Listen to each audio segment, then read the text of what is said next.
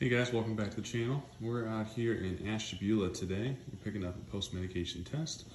Homeowners gave us a call and they had a test done that came back at 4.0 or higher. And we went ahead and came in and installed a mitigation system for them. We were able to drop those test results down to an average of 1.0. So a nice low drop in that radon level, making the house nice and safe.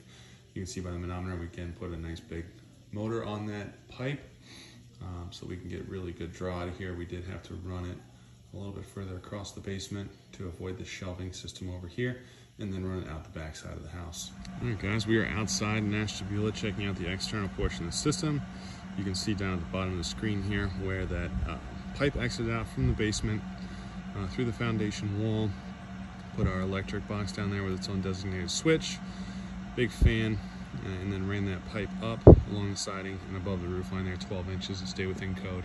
This house has a nice high-pitched roof which allows us to stay within code without having to run a ton of pipe up the siding, which kind of keeps it a little more well hidden, especially with the landscaping that these folks have around the house. But all in all, another really good mitigation system here at Radon Eliminator. Thanks for checking us out. Make sure you stay tuned for more content.